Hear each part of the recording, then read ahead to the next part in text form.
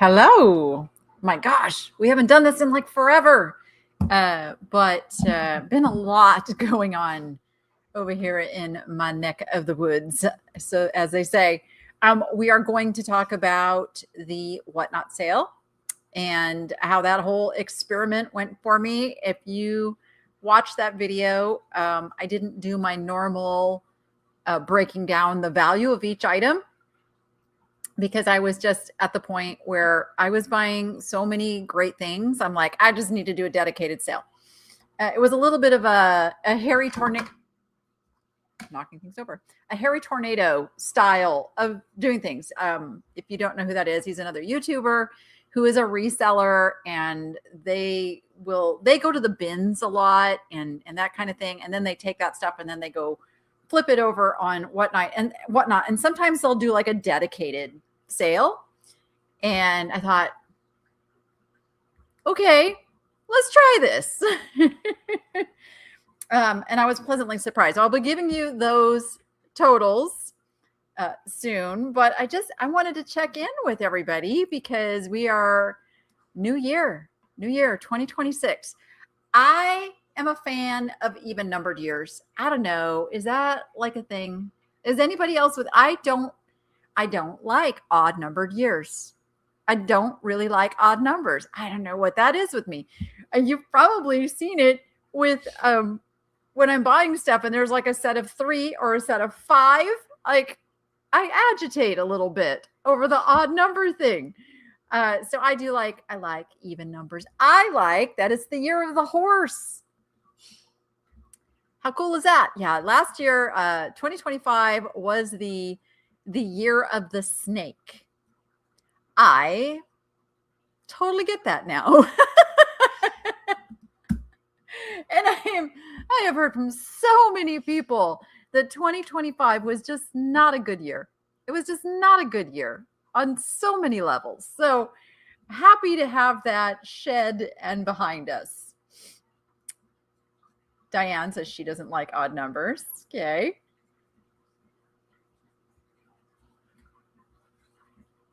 Only Diane? Only Diane. There are plenty of them. Yeah, every other year. Oh, but anyway, so I am happy to be starting a new year. Now, it's also a month of reflection. And whether for business or personal, I encourage everybody to take some time to do this, especially business people, especially self-employed business people. You must look back and analyze, like, what worked, what didn't, what do I need to do more of, what do I need to do less of, what were the places where I spent my time that made a lot of sense, and what were the places I spent my time and that didn't make a lot of sense. You know what I mean? So it is a big analyzing, and I'm going to give it a month. Usually I'm like scrambling before the New Year's and I've got to have it all figured out. And no, we do not have to have it all figured out. And that is something I'm working on with myself.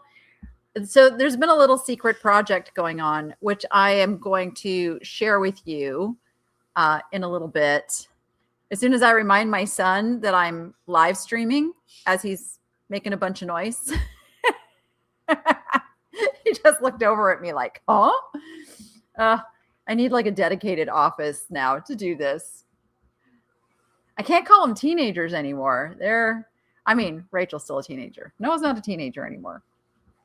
But, and then I've realized through this project I've been doing that my fish tanks are really loud. Can you guys hear them humming and bubbling? Like, they don't bother me. I don't hear it because I'm so used to it. But I realized when I do a live stream, maybe we can get him to come over here and say hi. I bet I can talk him into it. He says, what?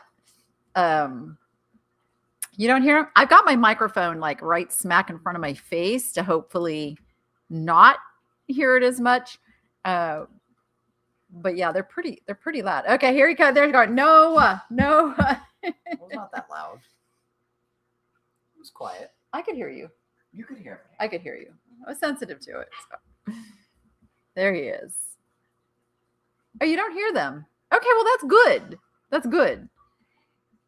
It's kind of like, when you put on like one of those ambient noise machine things in a room, that's what it is to me. It's a constant hum and then bubbling.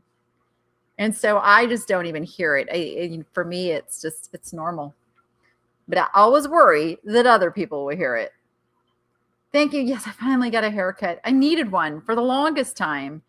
And one of my downfalls, and something I need to be better at, is sticking to appointments. I'm so bad about sticking to, not willfully like disregarding appointments, but just not knowing what life is going to throw at me on any particular day. So if I plan something ahead, like a haircut, and then either my body doesn't cooperate or, something comes up that I can't get to it, I struggle. So I found a hairdresser here who's super flexible, actually amazingly so. And that was one of the connecting points between her and I, was her flexibility and ability to kind of just go with things with me. I mean, she came out and said that she'd be willing to do that. So now I have somebody.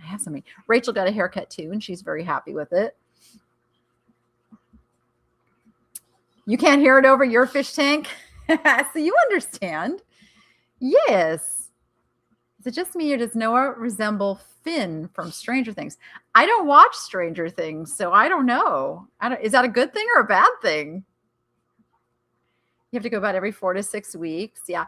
I'm I want to do as little as possible with my hair. I can't stand spending time on hair and makeup. That I never have. Like, it's just, I don't like spending time on it.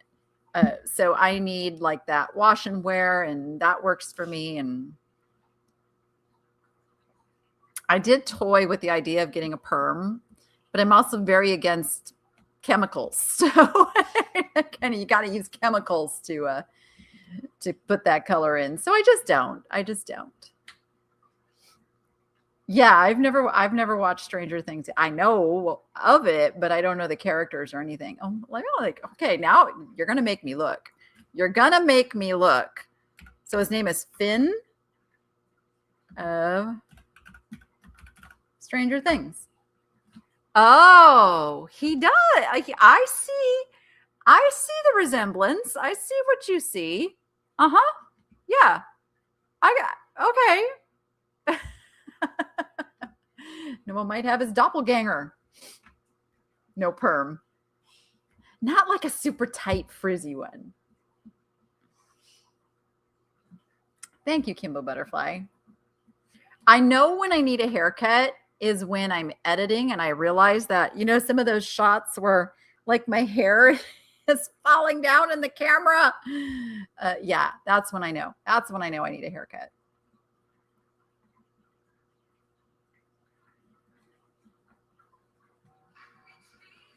My daughter. She forgot that I'm going live.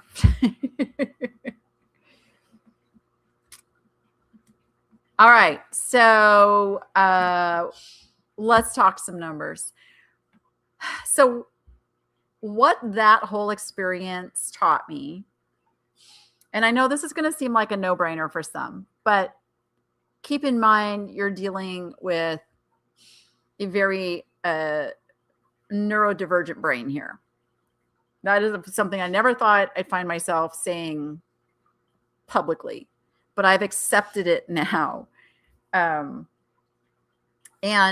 I can now look at how I have struggled with plan, but implement doesn't happen. So I'm working very hard to do things like when I say I'm going to do a show or do a sale, that like I put the whole plan in place. My follow through has been very bad, and my business has suffered for that. I don't do a really good job of announcing things and keeping them in front of people and all of that stuff. You may have noticed, for those of you who leave comments on the videos, I'm getting better about pinning the first comment that has all of those main links that I'm always talking about. You know, my whatnot link and my niche lady shop link and all those links, all that stuff. That's like, it's important to put that out there if you are in business. So I'm getting much better about that. And then in this particular video, it was about, as soon as I realized that I was going to be buying a lot of stuff and everything was going to be priced really well, number one, the first thing that came to mind is like, oh my gosh, Noah's going to kill me. Not that he would be upset or anything. Like, I don't mean to say it that way. Noah will edit whatever I need him to edit. But I felt bad because he has to put in every single one of those breaks. And then we have to look up every single one of those comps. And so that's when I kind of made the decision, like, I'm just going to go Harry Tornado style here. And we are just going to do a dedicated whatnot sale, because then I'll also be able to see what was my immediate profit realized off of this shopping trip. So that was like what started going through my mind. Then we're just starting the conversation. Just starting. And I'm so glad to see you here. So that's what went through my mind. So then I was like, okay, I've got plenty of time. I'm going to do the whatnot sale, and then I'm going to give the results in the video, because that's kind of like what he would do. But then it didn't happen, and then I realized, oh gosh, you did not promote the sale, so it's probably not going to be very good. So I ended up doing the sale the day after the video came out, and I tagged on that little piece of the video to say that, so that I actually promoted the sale. And see, had I really been thinking, I could have like had this better planned out, and I could have said that earlier in the video, and I could have, woulda, shoulda.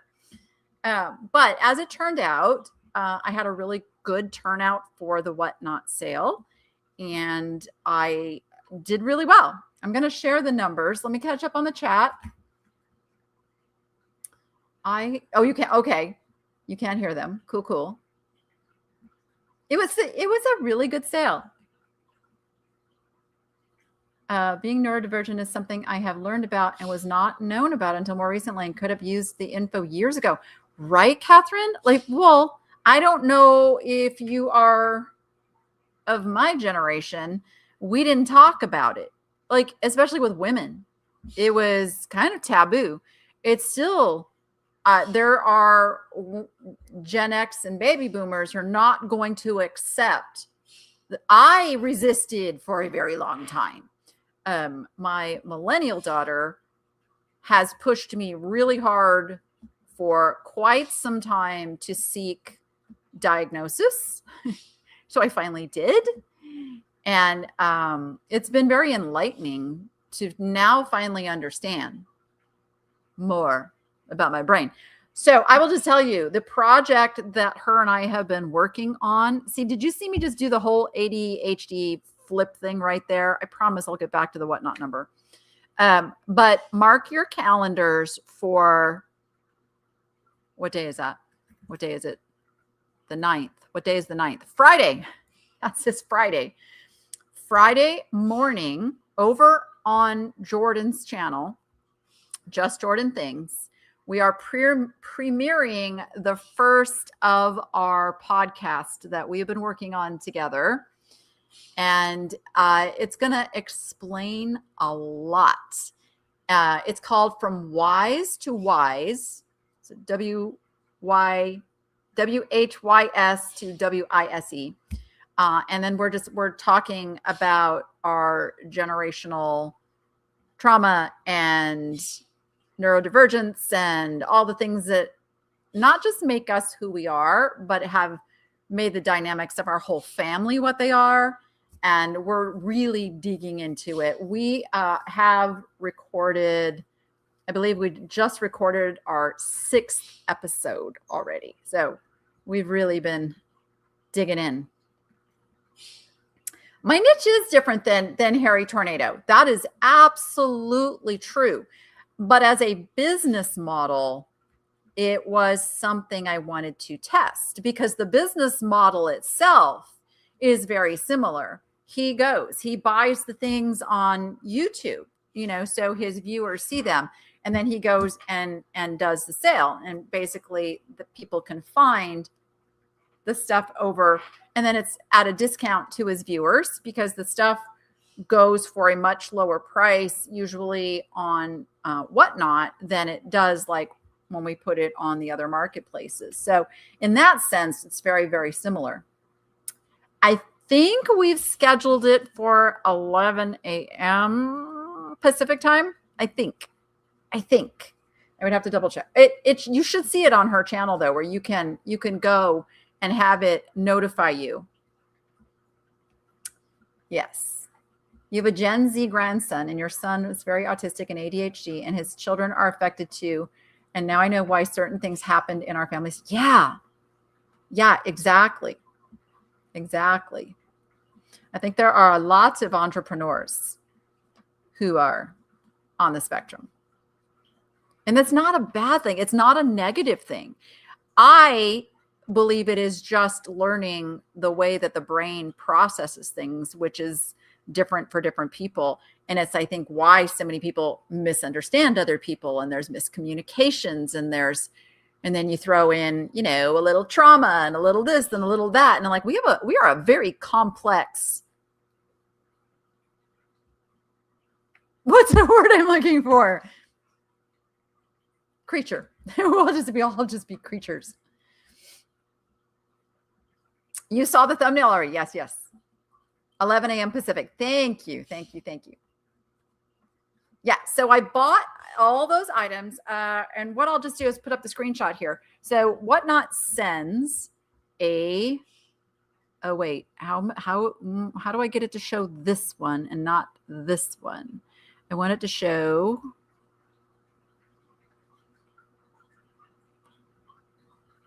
Stand by. I might have to remove that one first. Oh, okay. I see what I did there.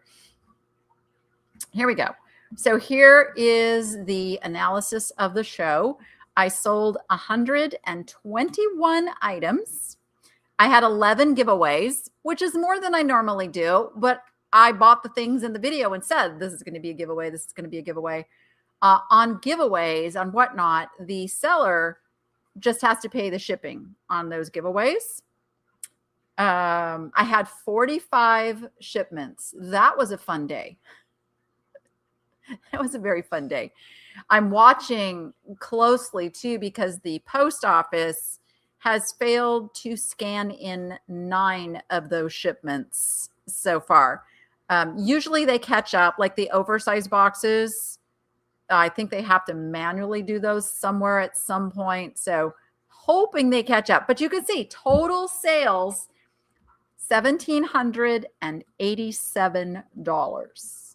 Now, I did throw in a few items. I added it up. It was $41 of that was for some previous stuff that I sold. But that's it. Most of it was everything from that shopping trip that I spent $200. Like that's a good day. That's a good day. And I don't do this to brag. I don't do this I hate showing my numbers from the point of, I don't want to make this seem like, oh, this is super easy and anybody can do this. But I'm saying that if you put the work in and you want to do this, I'd love to help you do that. And you can do that. Like, I'm not anybody special. I am just a person who doesn't give up. And I figure out a way, and I like to pass that on to other people. And because I am technology challenged, I struggle with figuring out new things. I don't like to figure out new things. But I know that there's a reward on the other side of persevering. So that is what I'm hoping, that my sharing this can encourage somebody, can inspire somebody who's sitting on the fence of like knowing that they want to do something, but have like this pressure, like telling them, no, don't want, I want to, I don't want to, I want to, I don't want to, kind of a thing. But yeah, it felt really good. It felt really, really good. But it is a lot of work. I mean, don't get me wrong. 45 shipments took, most of it was done by the girl who works for me. And it took, I think, close to 6 hours to do all of those. And then Noah helped me go drop them all off at the post office. So figure another 30 minutes in there. So not bad, not bad. Good. Yeah, that's what I want you to get out of it is you can do it too. You can absolutely do it too. Now, the other number, because everybody's like, but that's just, that's not your profit. That's just, the amount. So here we go. So out of that $1,787, the amount that Whatnot paid me after fees and the amount I spent on shipping for the giveaways was $1,524.79. Minus now the $200 that I spent on the stuff. So that's over $1,300 of profit. And that's super exciting. Like, now that's not going to happen like every time. It's not going to happen every time. Most of my Whatnot sales, some stuff goes good, some stuff not, but on average, I make a couple $100 on a Whatnot sale because I'm starting stuff at $2 and, yeah, I mean, I've had some good shows. So that's not every show that I do. So it's not like I can do a Whatnot sale every night and make $1,000 a day. Like, no, I'm sure there's some sellers who can manage to pull that off. Not me, nor do I even want to attempt that. Like, that's a lot of work. But the reselling business is alive and well. And I follow other people selling who aren't YouTubers, who are just selling on venues and that. And it is still a good way to make money. So I love to encourage people that want to do that and help them do that. If you guys don't know, I have a community over on School, SKOOL, called the Reseller Revolution Network. And we do Zoom calls and we look stuff up. I share my screen. We look stuff up. We talk about, we're going to be doing vision boards. That's going to be our end of the month get together. Is we are going to do vision boards together, because I remember back when I did those, it really puts your goals, the things that you're really working hard for, your motivators, it puts it in front of your face and it keeps you going and it keeps you pushing through. So we're going to do those together. So if anybody wants to come join us over, thank you, Melissa. She put the link over there. There is a 7-day free trial. And I will tell you, though, you can't just go in for 7 days, go in and go look at all of the classroom stuff and then leave. I mean, you could, but you have to participate in order to do that. So you get to levels and everything opens up at level 2. And that just means that you have to participate a little bit in the chat, get some likes from the other people in the community, that sort of thing. It's not really hard to do. So you could do that.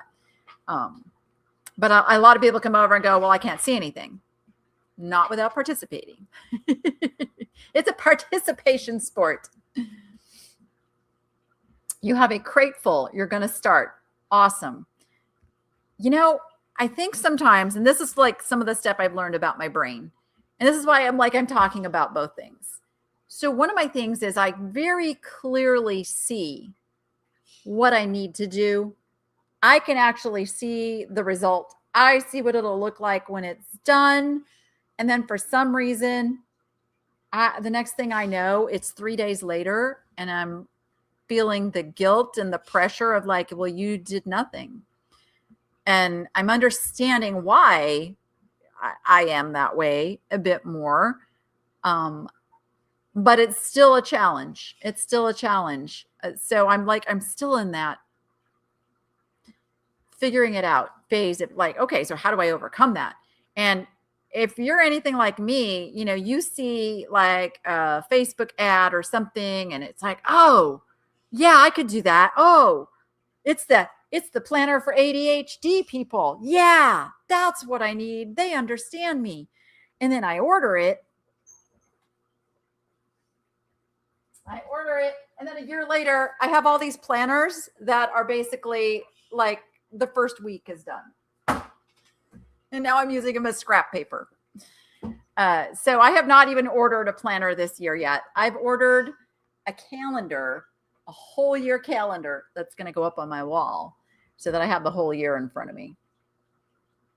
Because I have a lot of traveling on my list. Uh-oh, I'm seeing sadness. Wait a minute. I'm seeing sadness over in the chat. Stand by.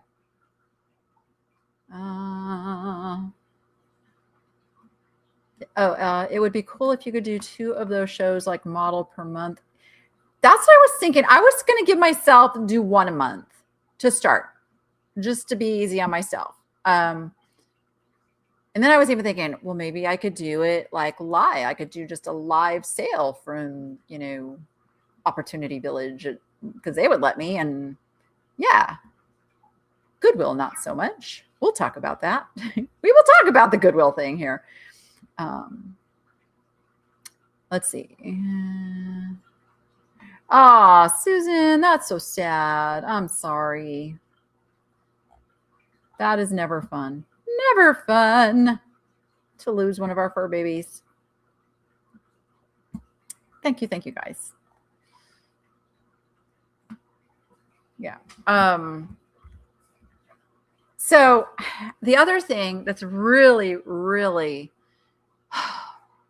really pulling on me lately is that, as you know, Jordan had a baby and she is in California and I am in Las Vegas, Nevada. And really, for the first time in, 20 some years, actually contemplated moving back to California.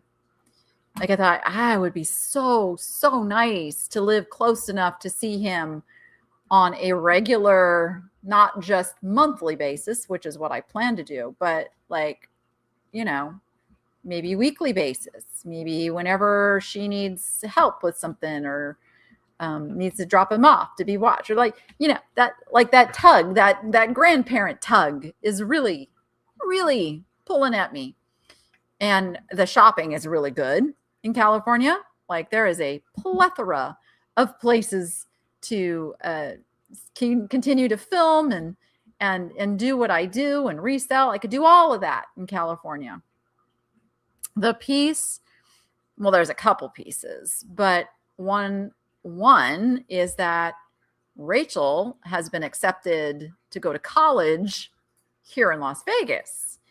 So she doesn't want to move, even though I know she could reapply in California and all that. But that's a big consideration for me, is that she's worked hard to get that acceptance out here.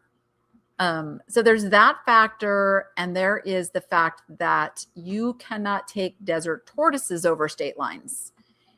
And so I would have to rehome my desert tortoises. And that pains me, because I believe that when you take on these animals, that you are their custodian for life. You make that commitment. So I am wrestling with that really hard. Also, it would mean giving up all my fish tanks. And I know it seems silly, but I actually really love these fish. They've got personalities and quirks, and they're part of my everyday life. So you could technically move a fish tank, but the likelihood that would not go well for most of the fish is very, very high and very expensive. So there's that. The birds are easy to move. I mean, not easy, but relatively speaking, the birds would travel and they would be fine. And Eileen, she would be a little cranky being in a tub all day, but she would be fine. And Hope would come with me. But yeah, there's some big big considerations on moving. And I know, and then I'm like, then I feel the guilt. It's like grandson animals, I'm like, but that's why I have committed to traveling so much. And the other thing about traveling too is that I have gotten into audiobook listening. And so it's a time where I've got, 6 hours in the car to do nothing else but consume some information, that I want to, because I'm horribly bad at reading books. I have to go back and reread the same chapter like 3 times before I get all of it, because my brain goes off in all these directions. And when I'm driving, I tend to stay like more in tune with what I'm listening to. So there's that. There's just so much. And then not to mention, California's a bad place. Bad. Such chaos, dude. Do not do it. Yeah, I know. Well, that's the other thing. In California, the cost of living is very high. I would take a pay decrease because I'd have to start paying state taxes. We don't have a state tax here in Nevada, although they're talking about implementing one. Yeah, it's big. It's big considerations. Yeah. I don't know. It's just move 3 hours. 3 hours closer would still be California. So if I'm going to move to California, I'm moving to California. Yeah. No, she won't. She will not. She will not move. In fact, she was just sharing some information with me, which I cannot divulge, but California is what she loves. Yeah. And all of his family's in California, and her father's side of the family's in California. So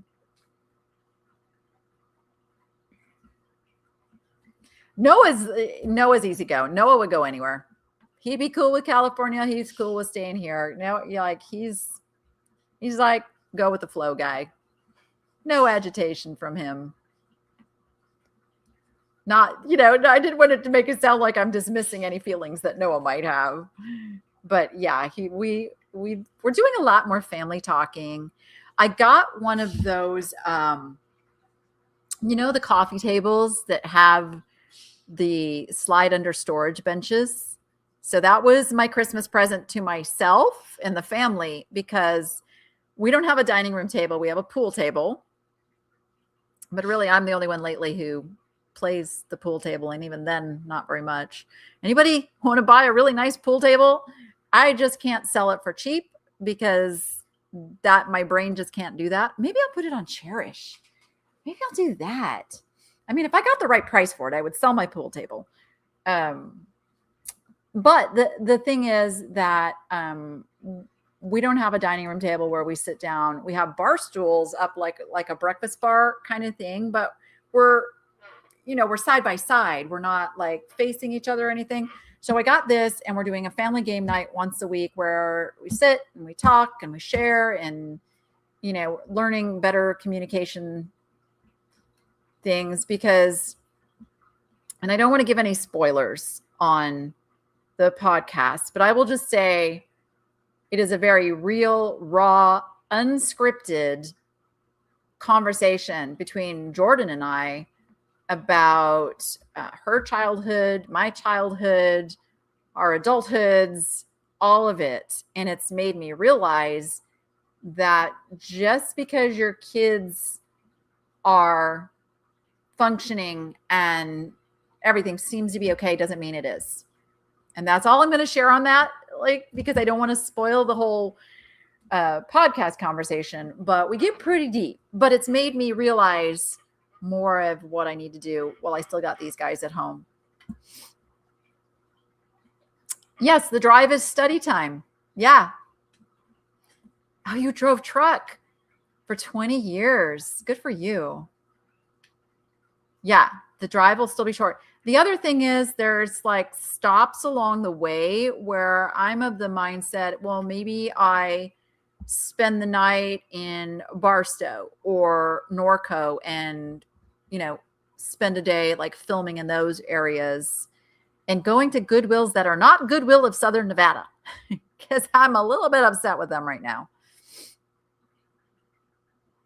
How many of you watched the video where I did explain some of what was going on between me and the Goodwill here? If those of you who have known me a long time know how I feel about like big corporate overreach, I believe that nonprofits are there to serve a community. Like they are given this special status so that they can spend that money on a mission. I mean, that's the whole purpose of a nonprofit. It is not for the people running the nonprofit to get rich. It is not for the people running the nonprofit to make a big salary.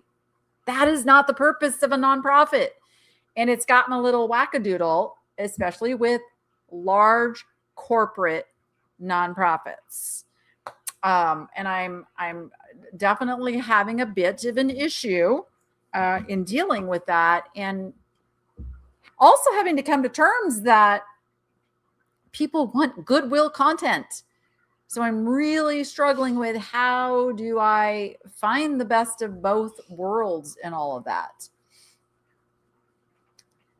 Let me catch up on chat. You what? Stand by one moment, everybody.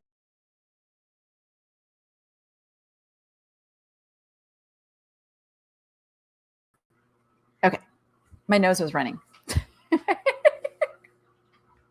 To be fully transparent. So I've never had an issue with any Goodwill outside of Southern Nevada. In fact, Goodwill of San Diego came to me and asked if I would come make some content for them. And if anybody remembers that, that was a couple years ago? It's like a couple years ago now. And what I did, they paid me, and I turned that back into a giveaway for my viewers. I don't ever want to be seen as somebody who takes money from Goodwill for content, but they did appreciate the fact that I could come and make content for them that would be good for them, and that would help other people want to come and shop at their store. That's the kind of the symbiotic relationship that content creators have with the stores that they go into. The Goodwills here, I don't know. I don't know what's happening or who's coming up with the idea, but they are trying to control everything. And I am not a conformist. I cannot just go along with it. It just feels wrong in every fiber of my soul. I am self-employed and an entrepreneur because I don't fit into that corporate work model. With my Crohn's disease, there are some days where I may not be able to start the day until noon. And if I have, had to tell them 3 days in advance that I'm going to be at a certain store, and then my day gets screwed up, but then I can't reschedule that on the fly, like that, I don't want that stress. I don't want that pressure. I also don't want the store set up for me. And basically that's what I have been told, is that they want the store to look good when I get there. And I'm like, I want the store to look how the store is going to look. I don't want you doing something special. No, I do not want that. So I'm really wrestling with this whole contract thing that they have me under right now.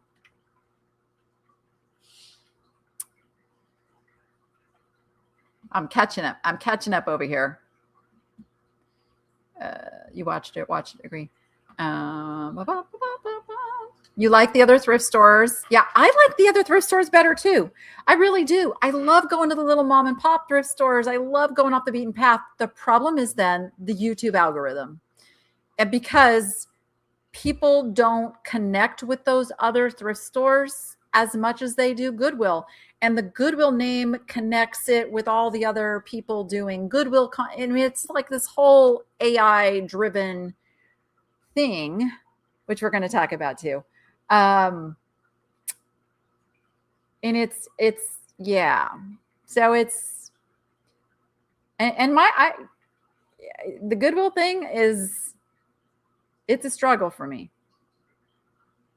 You can shop wherever you want, in my opinion. I don't shop Goodwill myself, not because I don't want to, but because there are plenty of other thrift. Yeah, and the prices have gotten a little cray.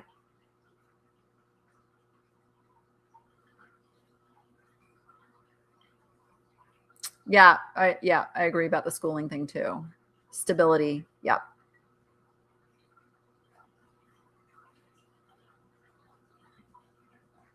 Yeah. Yeah, they're yes. But they still don't have them all under contract yet. Which is also like, come on, you're going to implement and roll out a new thing. You need to kind of make it across the board.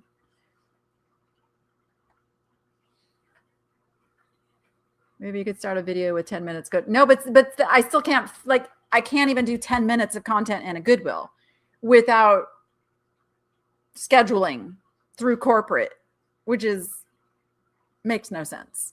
Like, I did go to a Goodwill last night because it's like, it was convenient. Let's face it, there's 21 Goodwills here in Las Vegas. So there's pretty much a Goodwill that is open till 9 p.m. that I can go to anytime I need to produce content. And so I did schedule to go to a particular store. I was told to go in and say hi to the manager and check in and blah, blah, blah. Manager wasn't even there. Nobody knew anything about it. So I'm like, what's the point? Except for a little corporate overreach.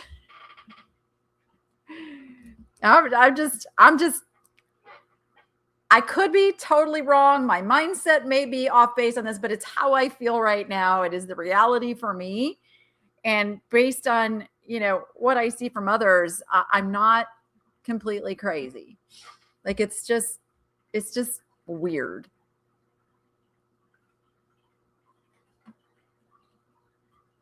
Let's call it good thrifting and not Goodwill. Yeah. Part of the reason for being our own boss is so you don't have someone else telling you how to work. Bingo. 100%. Yes. The little micromanaging going on. Yeah. Yeah. So I pulled up the Goodwill. So as you know, a 501c3 nonprofit has to publicly put their financials out there to be seen. And it's called the 990 form, the IRS 990 form. There is a public lookup.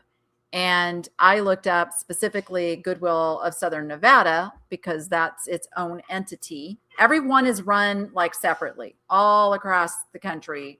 It's like a franchise, I guess it would be the equivalent of what's happening, with Goodwill. And I looked it up, and over half of the revenue coming in is spent on salaries. Over half. Millions of dollars. And I'm just like,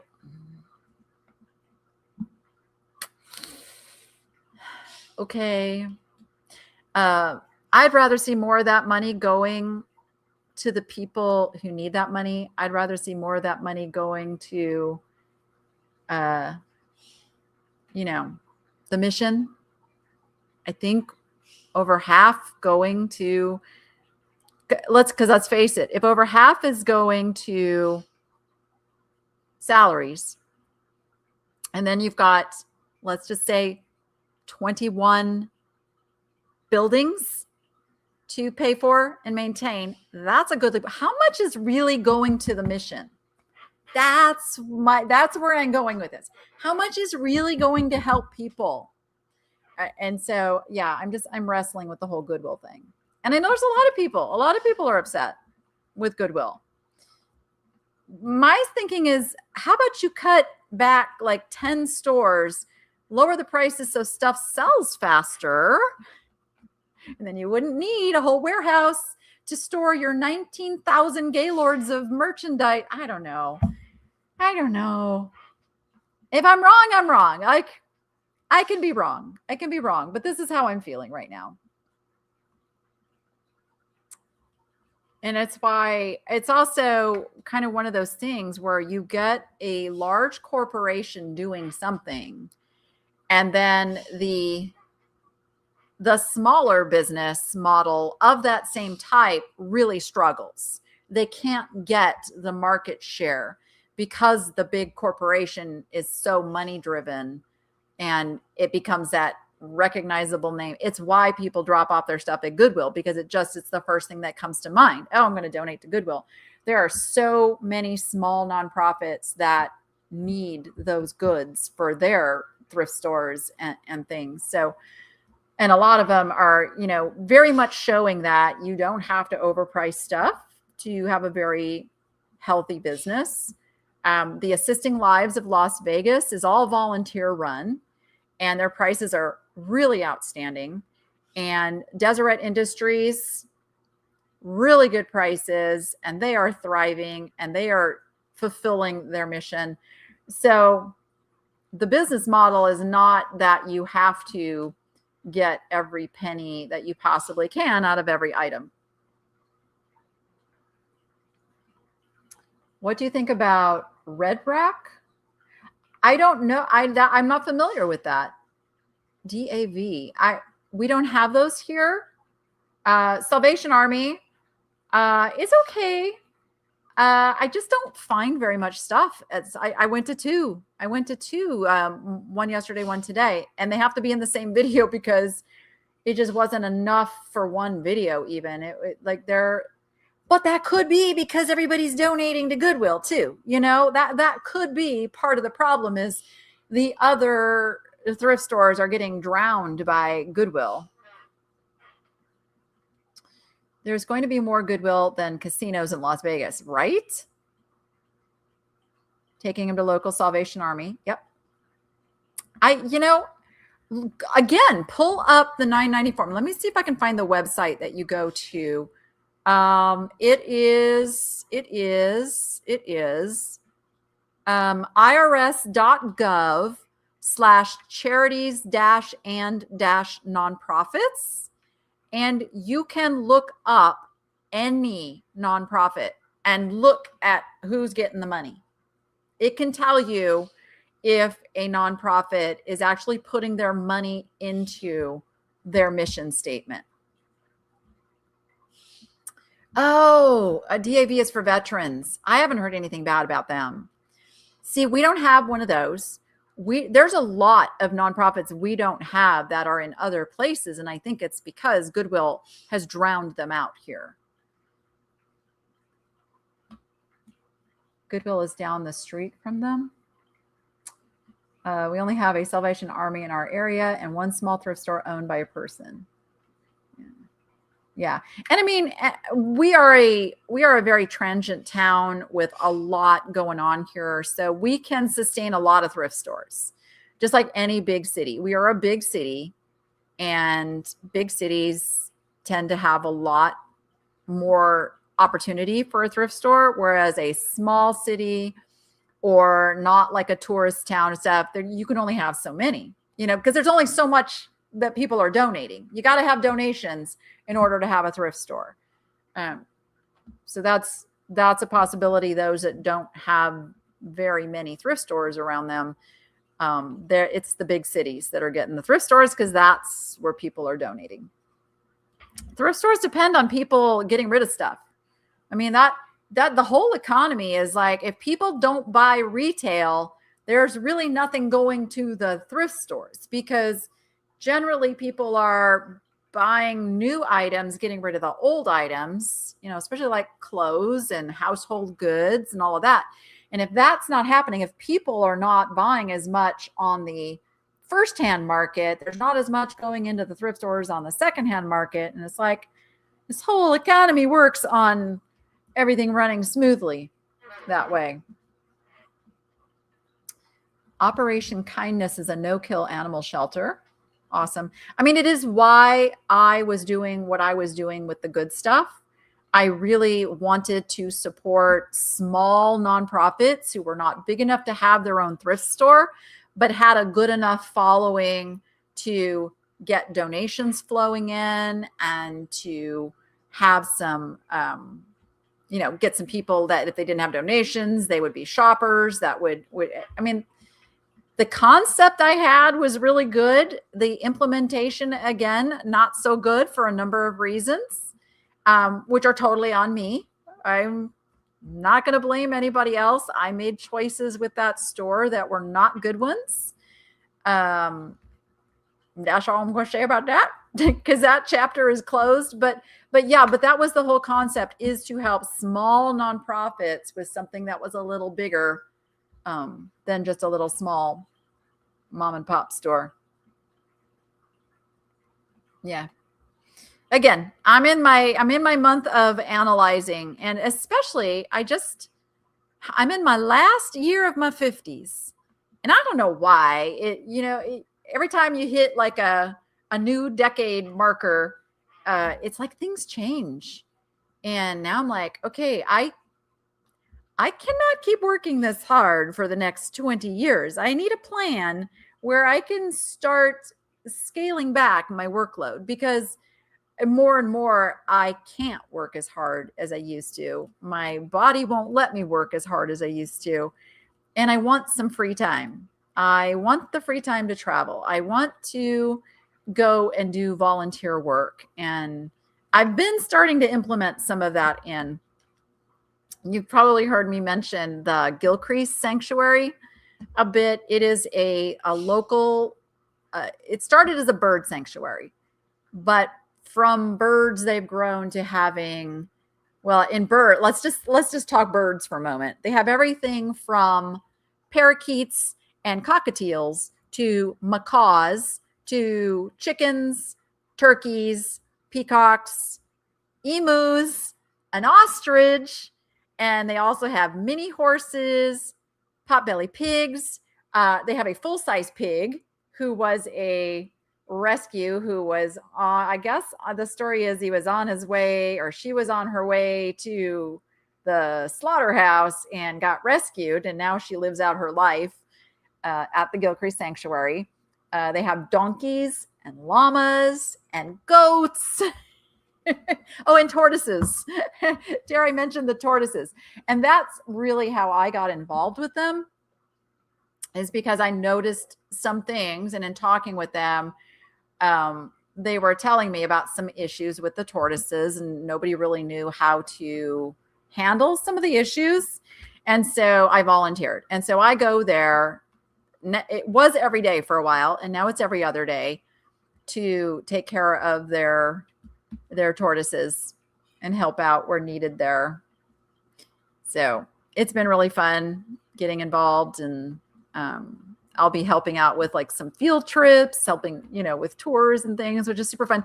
But it's you have to have time to do that stuff. And I want time to do that stuff. That is where I want to be. I want to be just doing something where I don't have to make money at it. It's like, it's not a money making thing. It's just, I just want to do. There is another amazing organization here in Las Vegas called Volunteers of Vegas. The young man who has started and runs this, his name is Ben. I met him at a Gilcrease Sanctuary function that the Volunteers of Vegas were volunteering at. So I got to meet him, and I thought, this guy's sharp. He is somebody that you just want to be around, because he's so positive and uplifting. And so I looked into what he was doing, and basically he has a nonprofit where it's literally anybody, anything, any entity that needs volunteers for something contacts him, and he's got a website where you can just go sign up to go volunteer at any of these opportunities. So I did one of those.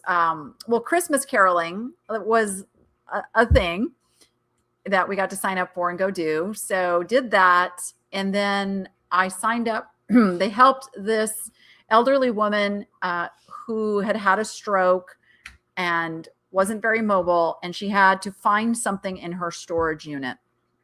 So they gathered together to help her clean her storage unit out, get rid of a bunch of stuff, helped her sort. What day is today? Yeah. So yesterday morning, I got to go help and be part of that. And then I loaded up all of the newspapers. Like, she had newspapers back to the 90s all saved up that she was willing to let go of. They loaded them in my car, and I took them over to the Gilcrease Sanctuary because they are going to be used to line the cages now of all the birds. And so it was just a beautiful thing that all worked together. And the people are amazing. Let me catch up. Let me catch up over here.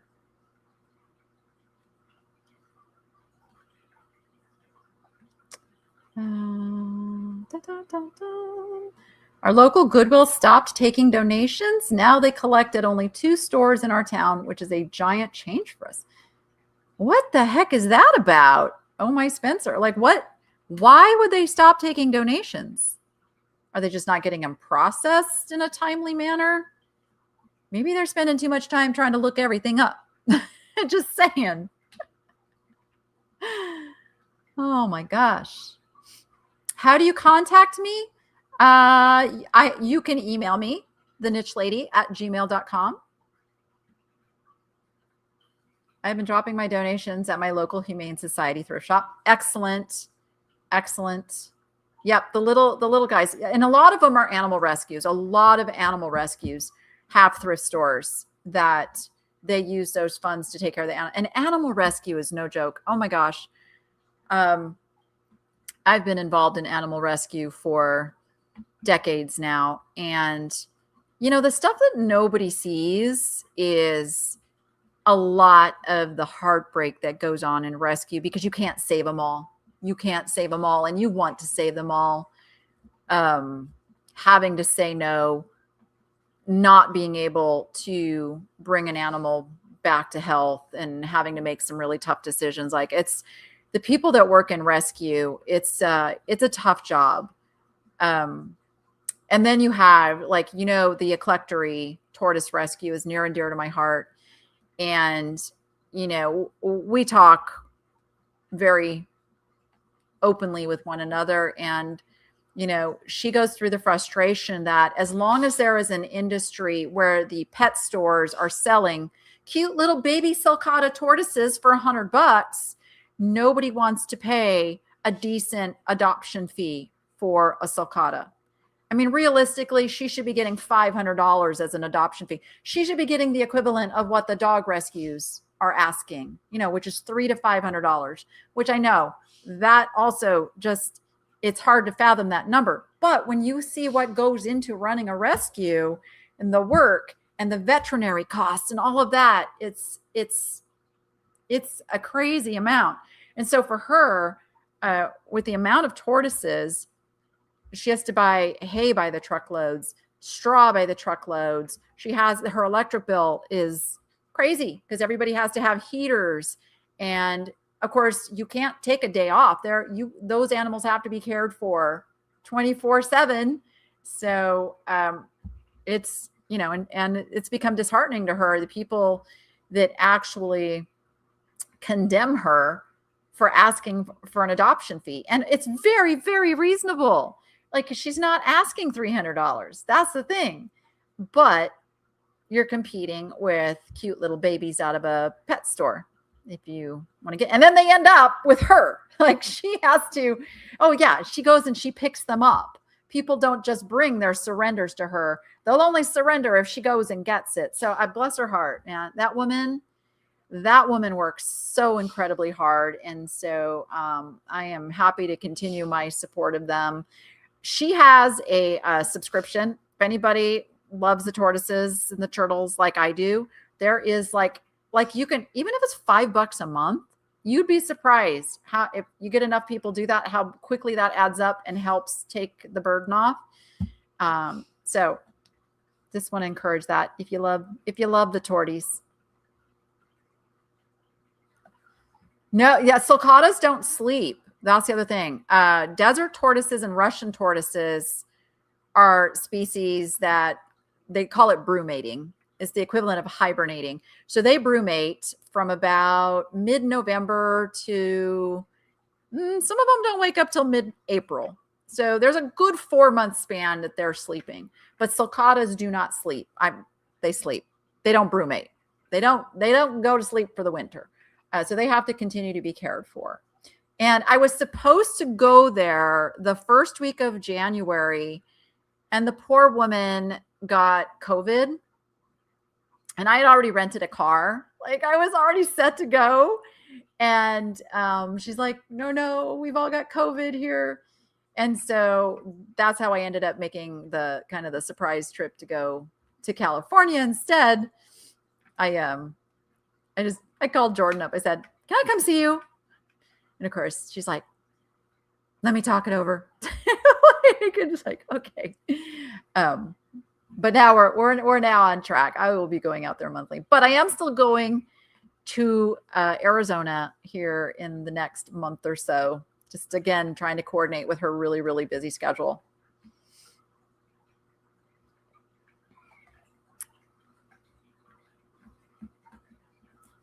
Yeah, I know. Like at the shelters, it's a couple. They do free weekends because they get so many animals that they have to do something. But it's a couple $100. I'm with you, Susan. I don't think they should be allowed to sell the tortoises. It's mostly the sulcata tortoises that are a problem. There are some species of tortoises that are not a problem. They don't end up in the rescues. Russian tortoises, they stay small and pet sized. The ones that stay small and pet sized don't become the huge problem. It is just like the potbelly pig trend. Do you remember everybody wanted a little baby pig? It was like a thing. They had them in condos. Like everybody wanted this cute little baby pig. And then baby pigs grow into big pigs. And even though they are smaller than a normal size hog, they aren't the cute little micro mini things that everybody was promised. And so there was, and there still is, there still are a bunch of potbelly pigs needing rescue. But it was a crisis for a while because of the same thing. People got these cute little creatures from a pet shop that turned into a big creature that needed to be managed in a way that people just could not sustain. That's how I had my potbelly pigs. I had one I got from the shelter when I lived in Norco. I was good friends with the woman who worked at the shelter, and she called me one day and she says, "Can you come get this pig?" I'm like, okay, I hadn't thought about adding a pig, but what's up? It had been attacked by a dog. So it needed like super hands-on wound cleansing and bandaging and all this stuff. So I went and got this baby pig and nursed him back to health. And that was Hamlet. Had Hamlet for a very long time. He lived in the house at first, and then he moved to live in the backyard with the horses and the goats and all of that. And then I got Abigail, had Abigail as well. People always got chicks and ducklings for Easter because they were selling them in the pet stores. I got a duck from a pet store way back in the 80s because it was a thing. It was just a thing you did. Now, I grew him up and he grew into a nice, handsome duck, and I would have kept him forever and ever. But my landlord at the time got upset. So I found a sanctuary to go take. His name was Doodle. So he went to go live at a sanctuary.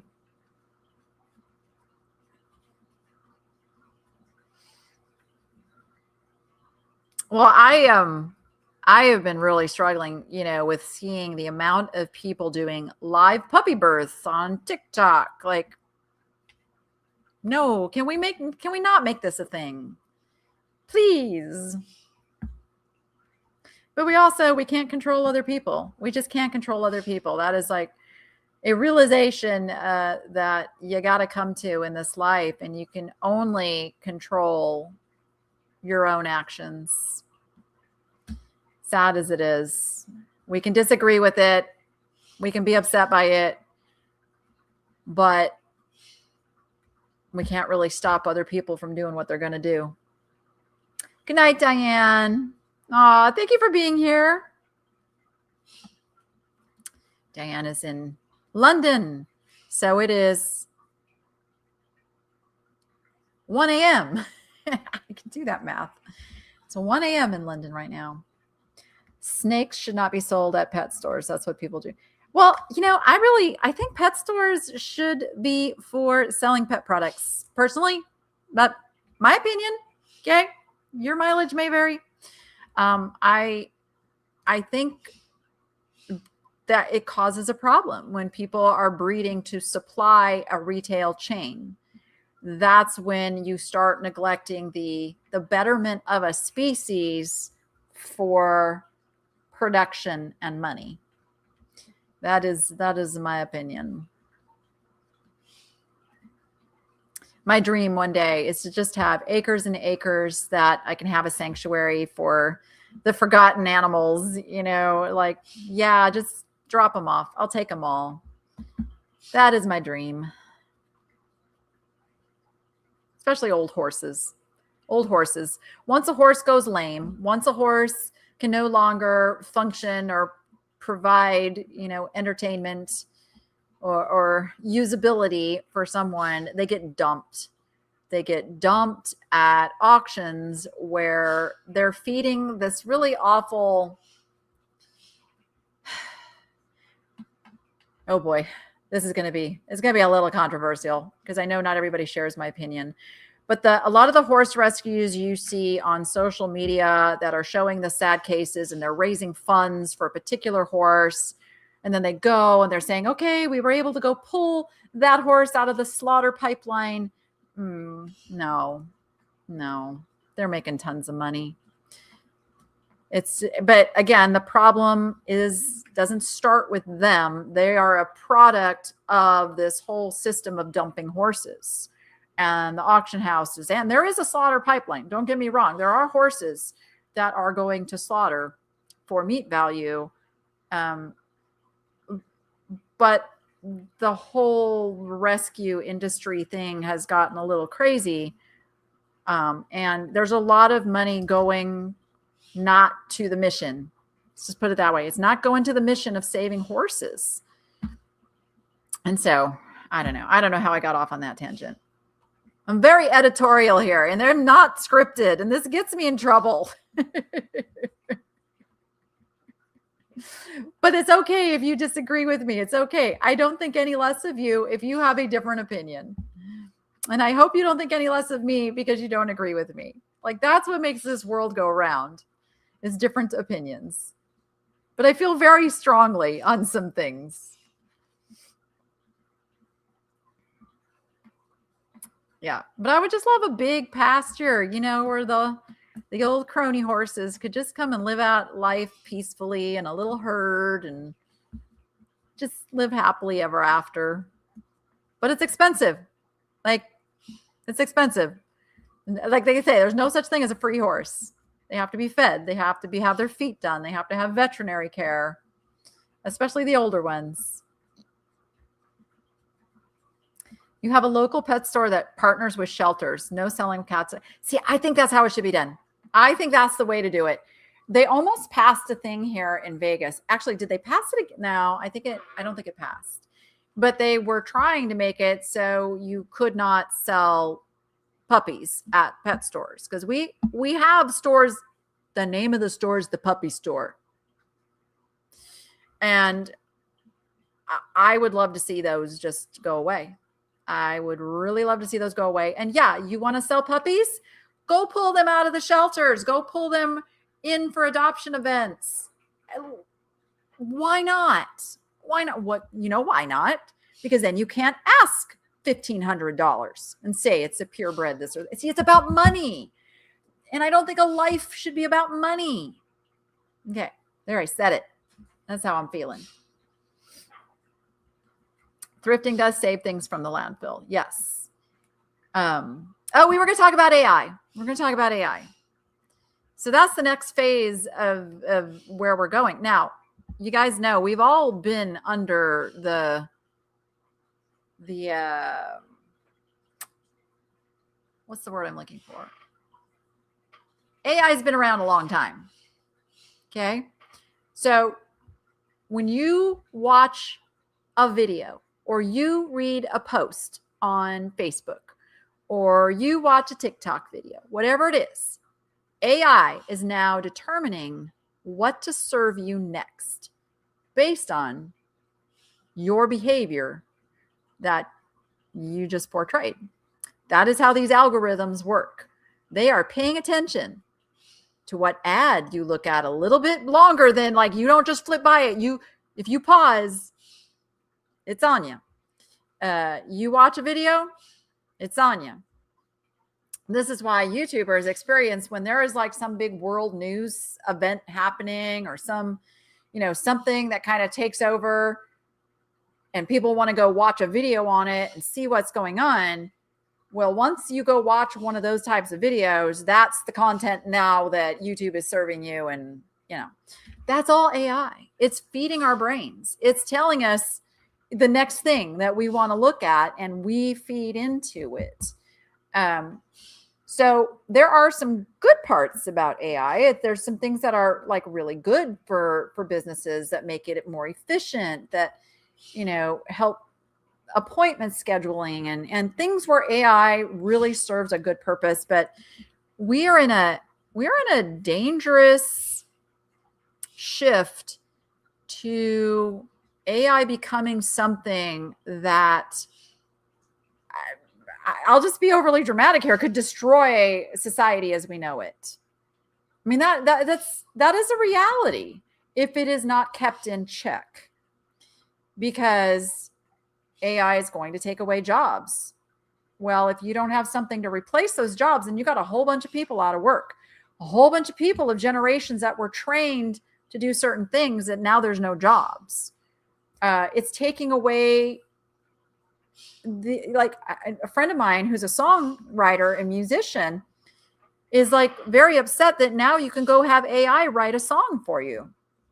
Where's the creative process? Where's the soul in things? And then the problem becomes that our generation, and I know my audience is mostly 50 plus. There's some of you youngsters out there watching, and I appreciate that. But we're watching this all happening, and the younger generations they're being born into it, and it's acceptance and acceptance and acceptance. And like, it's just normal. And that's where you're going to get to where it really changes everything. And it'll be interesting if, it doesn't get regulated a bit. But then is it going to be AI regulating AI? Like, who's going to watch the AI regulating the AI? And like, yeah, it's a very interesting and troubling thing to watch taking place. But it's happening, whether we want it to or not. AI is happening.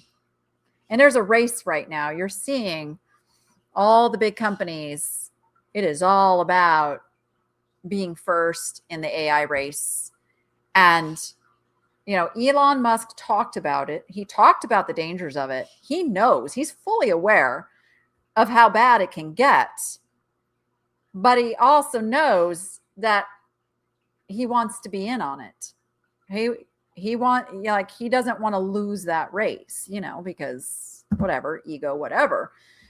So the people who are in charge of the AI are fully aware of like the path they're going down. But again, it's about this. It's about that almighty dollar and the race for that almighty dollar. Big Brother is always listening now. Yeah, we don't have any Alexas or Series in our house. We got the Google. The Google's always listening too, but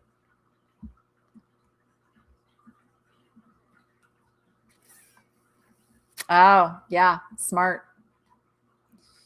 When I adopted my new fur baby, I saw some Chihuahuas for over $1,200, which I could not afford. I saw one that was only asking $213. That was awesome. So I went to get her right away. Yeah. AI uses huge amounts of water and electricity. Oh, thank you, Maggie. That's where it's going. So, and Susan, if you're still here, you've been talking about this in my Whatnot sales, that the silver refineries are not taking silver right now. Like if you have silver and you want to get it melted, you're going to have a hard time doing that right now. And what is happening is because all of these data centers, is it data or data? Potato. I've never said potato. Anyway, the data centers require silver to produce whatever, and I don't know all the technology behind it, but silver goes into the production of what's needed to make these data centers to run all of this AI and all of this stuff. So the silver refineries are not taking lower quality silver. They're working with pure silver right now. There's also like a silver mine that stopped production right now. So silver, I suspect, is going to go up in value. That I'm predicting. It's not going to stop going up. Is it going to level off at some point? Yes, but there is a high demand for good quality silver. Lower quality silver, it's harder to refine, so you're gonna have problems trying to get anything done with that unless you just like the piece and want to hold on to it. So it's just something to keep an eye on with the whole AI, and because everything is connected. It's all interwoven, connected, and big money runs everything. I mean, biblically, money is the root of all evil. It doesn't mean having money is evil. It is about the motivation of man with a lot of money. Money changes people. We see it all the time. And things can start out with a very good purpose, but then once that money comes into play, it gets ugly. It gets ugly.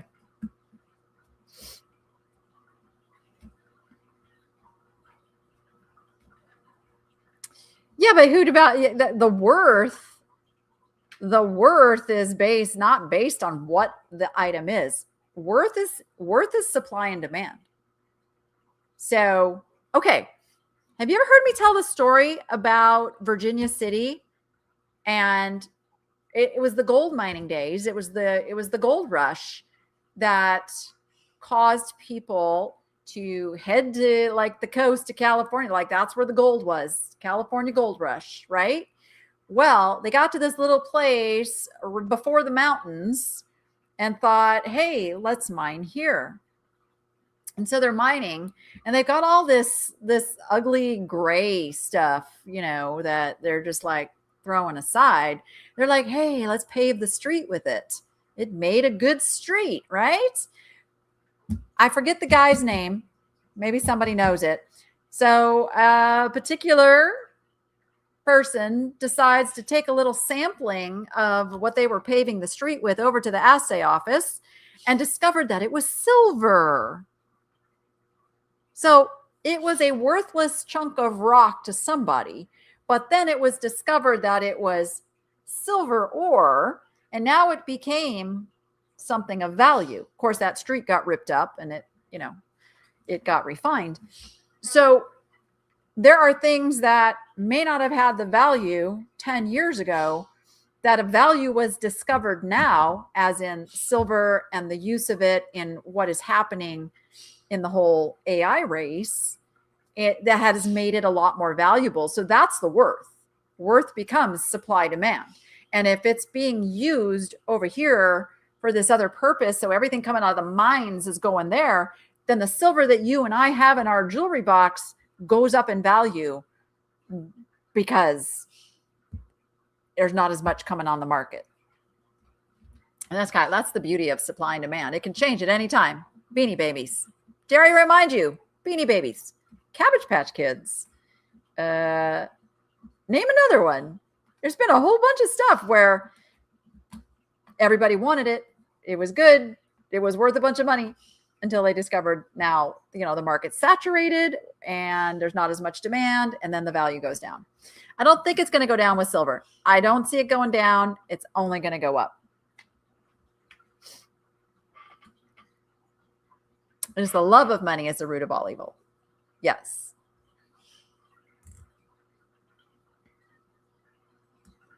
Oh, you saw that story on a Bonanza episode? Oh, really? How did I never see that one? Care Bears, Precious Moments. Yeah, I bet you guys can name Bradford exchange plates. Yep. But it's not worth it if no one will buy it if you want to sell it. That's not happening to silver. That's not happening to silver. That's what I'm saying. It goes, so silver and gold, gemstones, that sort of thing, that there's a market out there that kind of decides what that stuff is worth, So the silver and gold melt value determines everything. And that silver melt value is not going down. Not going down. Pet rocks. Yes. Yeah. Ray Dunn's getting there. Your daughter is a jewelry designer at a jewelry store. That's awesome. I used to work for a jewelry. They did manufacture and supplied. It was a Christian jewelry chain that they supplied Christian chain stores, but they made the jewelry right there on the spot. We had to go through metal detectors coming in and out of work. The Goodwills are horrible. Yep. I'm hearing a lot of bad things about Goodwill. I am. Hummels. That one breaks my heart. So I will still do Goodwill content, but my focus is mainly going to be when I'm traveling. There's some really good Goodwills in San Diego. There's some good ones in Arizona, and those are day trips for me over there. So I do stand on my principles, probably harder than I should sometimes, but yeah, I just don't want to play the corporate game. I don't want to be part of corporate. I just don't want to be, I don't want to answer to Goodwill. Nope. I don't want to. Call me a rebel.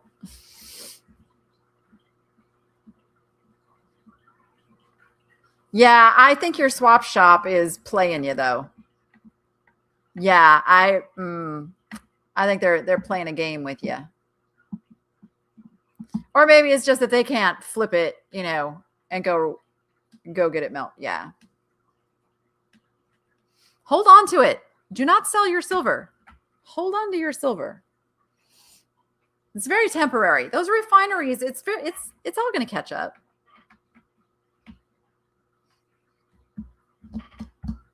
And don't listen to something that feeds you fear that,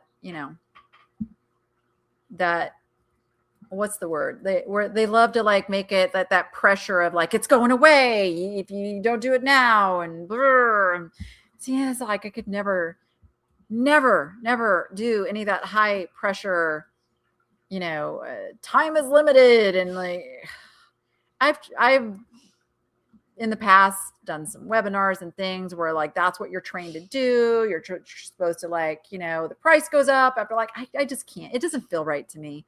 I hate it when it's done to me. I can't.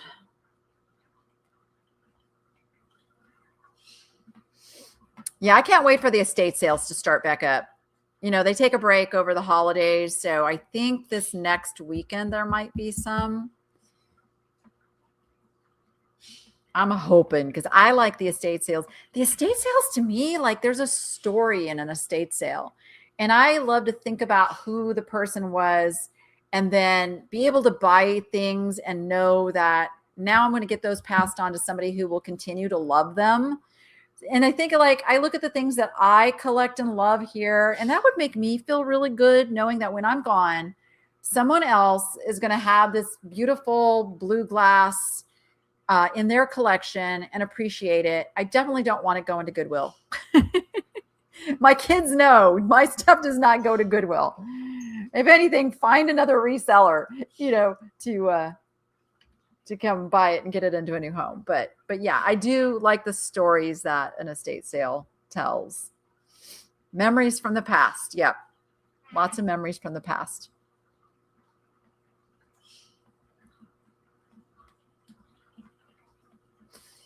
Yeah, Patty. I tell you, the legal system is not fun and it's very expensive. That's all I can say about that right now, as I'm dealing with some of that. I actually, you'll hear me say it in this video that I filmed today, because I did pop into the Goodwill boutique, and they are still very much selling the fakery, and I have a problem with it. I just really have a problem with them thinking that they have permission to sell it. And it's just that they haven't been stopped. But they haven't been stopped because it is expensive to stop them. Can you imagine Louis Vuitton and Goodwill going at it? I mean, that'd be newsworthy. I don't know. Is that just Southern Nevada selling all these fakes, or is that everywhere?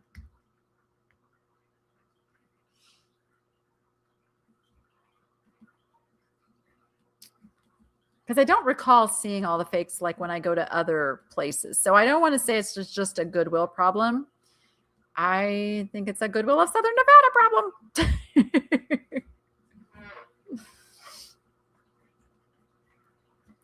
Thank you. Is it everywhere? Is it everywhere, really? Like, I know the occasional ones come through, but is it like blatantly a rack full of them? Because it's like somebody's making them for them and sending them to the stores. That's what it seems like. Like, I almost bought a lounge fly today, and then but in my brain I was like, wait, are these faked? Are there fake lounge flies? Because I don't even want to take a chance. You like fakes? A lot of people do, don't get me wrong. But as a reseller, you cannot sell fakes. You cannot sell items with another company's logo on it, representing it as that company. And rightly so. You can look at it from that company's perspective. If they're a luxury brand and they have built their name on a certain quality, and then somebody slaps their name on lower quality and is putting it out there, like, that diminishes their brand. So I can see where they would be very upset by that. You've seen it in New York, Florida, Pennsylvania. It's so bad. Yeah, I don't understand how they get the quantity that they have. Nope, they do not. They do not disclose anything. It is buyer beware. It is buyer beware. That, yeah.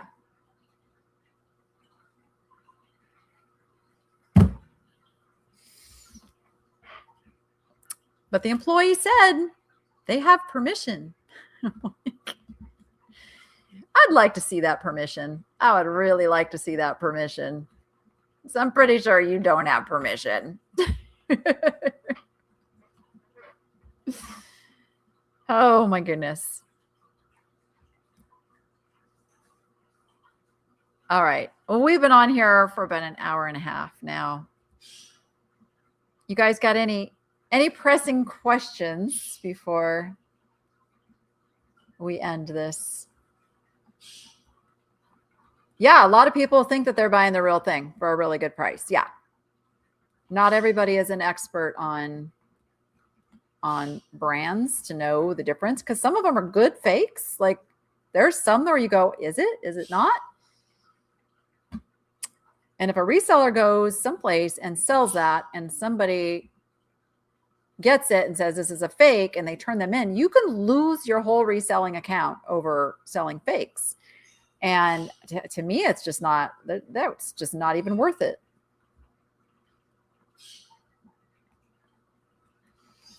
Not worth it. Whatnot, I guess, has become really bad with a lot of sellers doing that because they think they're like live in the moment. It's not recorded. So there's a lot of that stuff going on over there.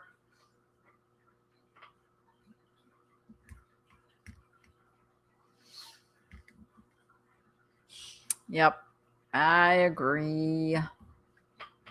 I found out another symptom of neurodivergence is a very strong social justice sense. Like you want things to be fair, and that's a big one for me. I want justice. I want things to be fair. I want companies to be accountable. I hate this whole shrinkflation where, they're pulling one over on us, and all that stuff really bugs me.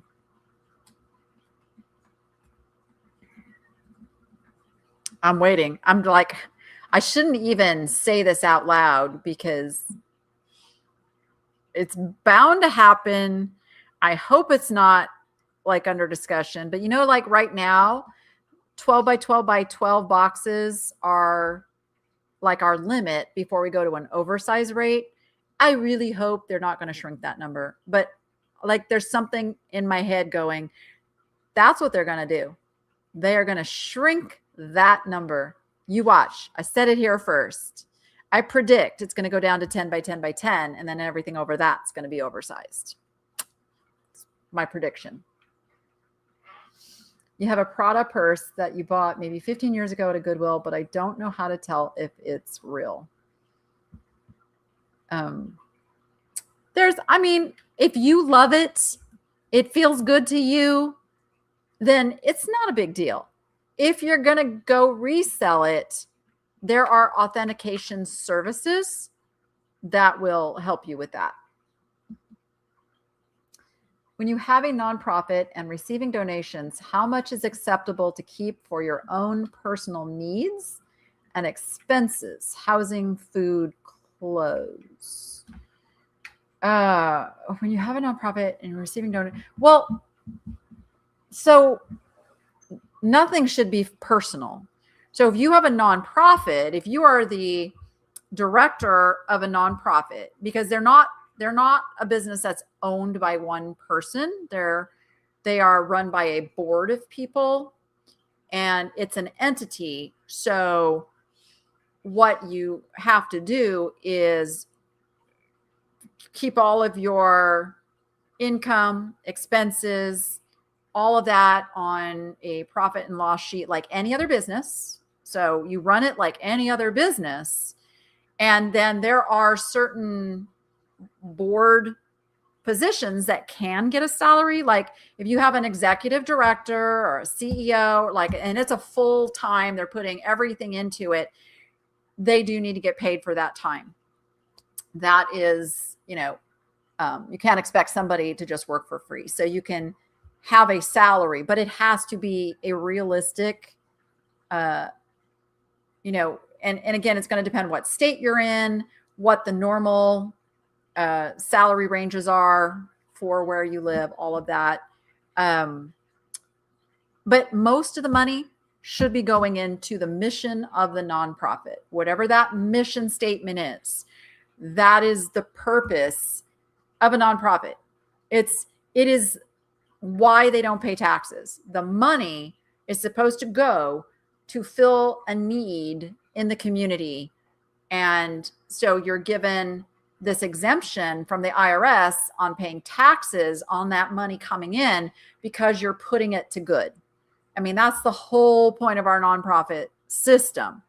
And it would work really good. It would work really, really good if greed didn't get into the whole structure of things like we're seeing with the corporate, the big corporate nonprofits and all that. But yeah, so it's not really like personal. Like you don't get to take things for personal. If you are one person running a nonprofit, you should have a board of at least 3, you and 2 other people, because of that accountability factor. And then if you are the full-time executive director, president, CEO, whatever title that is, then you can take a salary. But any of the expenses for it, though, like, a building or utilities, food for animals, veterinary expenses, all of those are expenses of the nonprofit that should be paid by the money coming into the nonprofit. So I hope that explained that.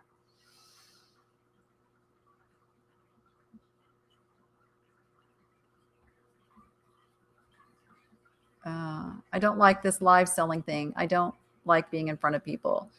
Then you don't have to do it. It is kind of like, it's really good if you can do it and you can bring yourself to do it. But a lot of people don't like being in front of cameras. Perfectly normal. Don't feel bad for that.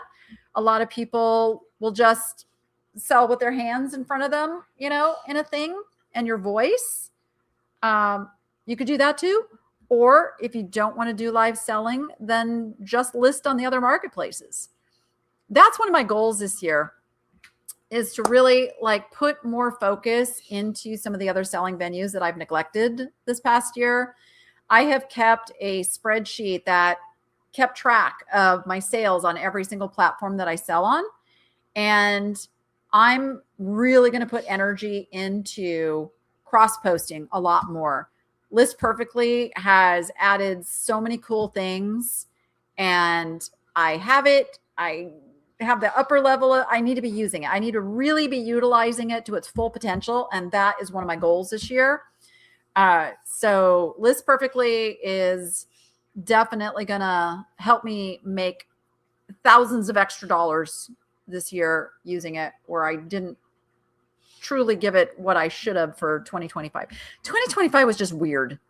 2025 was just a weird year. It started weird. It ended weird. I need to get back on track. Right now I sell on, I have my Shopify store, nicheladyshop.com. Then I have eBay, Poshmark, Etsy, which I haven't given any attention to Etsy. I think I have 2 things on Etsy right now. So that's a big focus. Cherish.com, CHAIRISH. Please don't spell it wrong. So I've been really good about getting myself to get at least 2 listings a day on Cherish. And through December, I've been focusing on that. And then Whatnot. So I want to get back to my YouTube live sales also this year. I've got some tools coming in place that are going to make that a bit easier to do. I've missed doing that. Because Whatnot drives me a little crazy. It's so glitchy. But if anybody is wanting to do the same, if you are wanting to put more into cross-posting on other sites, I highly, highly recommend List Perfectly. In fact, there are sites on List Perfectly that I'm pulling up. Hold on. How many different places can you post on List Perfectly?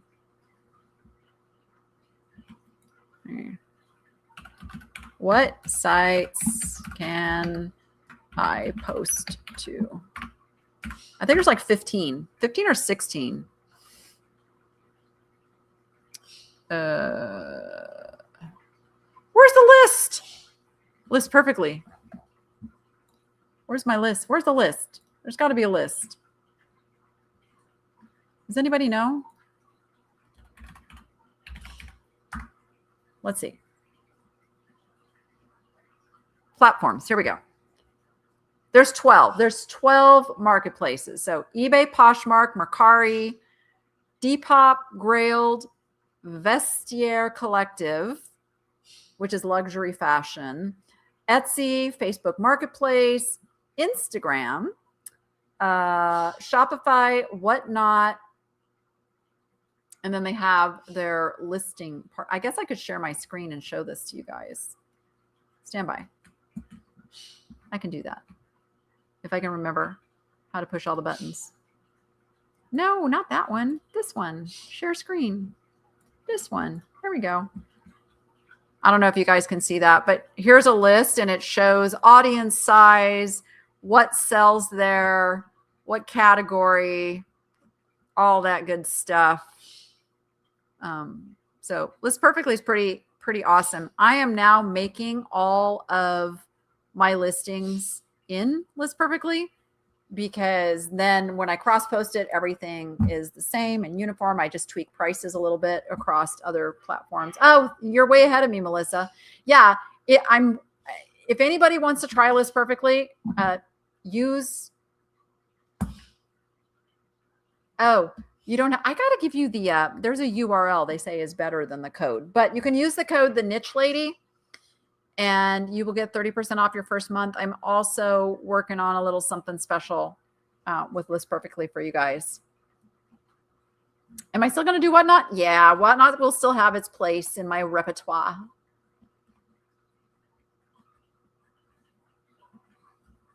Oh, awesome. Yeah, well, Etsy, I've got to get Etsy back up and boogieing. I neglected Etsy for too long. So eBay, Poshmark, and Etsy will be my main, other than my Shopify. We'll see how that goes. I'll probably reassess like halfway through the year and see where I need to then. I don't want to overextend my brain's ability to keep track of everything. If that makes sense. I want to make sure I keep up with knowing where my inventory is, making sure that it's coming down as it's supposed to. And when it sells someplace, I don't want to oversell it and all of that. So that's where List Perfectly really, really like helps keep that, because it's got the auto delist feature for most of the sites, but for Shopify, it doesn't. So that's my tricky piece, is I still have to take it. I have to go in and mark it sold if it sells on Shopify, because it doesn't auto delist from Shopify to the other places, but it will take it off of Shopify for many of the other places, if that makes sense. You did really good on Poshmark this Christmas season, but have no idea how to do live sales. I'm not a big fan of the Posh live sales.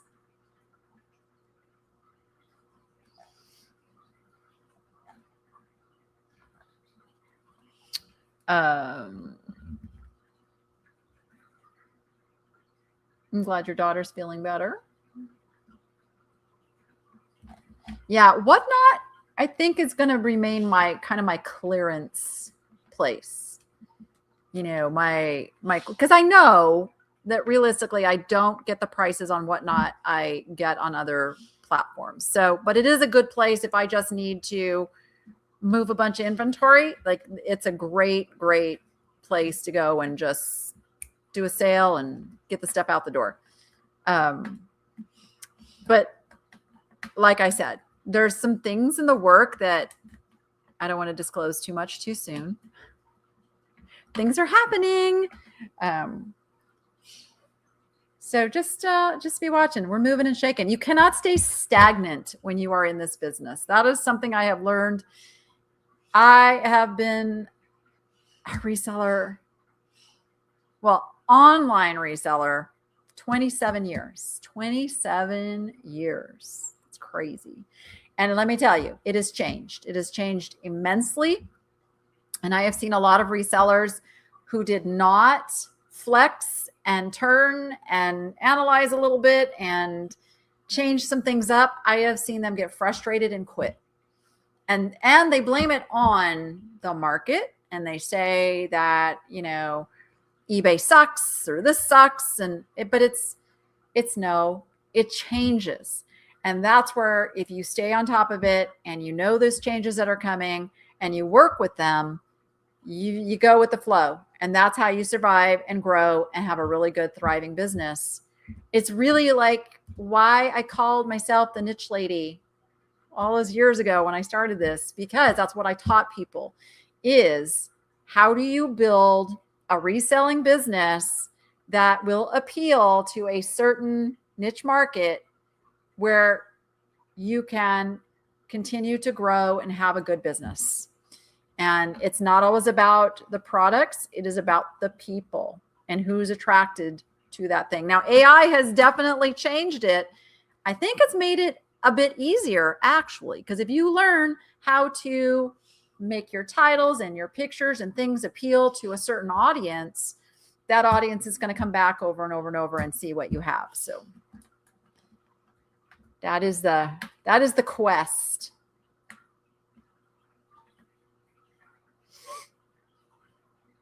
Oh, yeah, I've had it there for a little while. I have two, because when they send you the one for free, but you can order a second one and you have to pay for it. So I have one for here and one for the other house, because I go live in both places and I kind of wanted it in both places. But yeah, that was a pretty fun accomplishment. I am very thrilled to have made that accomplishment this year. So I still have the one. Jordan made me one for my birthday. Wow. What year was that? 2021? I think it was 2021. She made me a little handmade plaque that says 20,000 subscribers. And it was like, and that like is one of my most meaningful gifts I've ever gotten from her. And then I got to the big one. The next level is 500,000. That's going to be a while. I don't know if I'll still be doing YouTube. Like, it takes a long time to get to.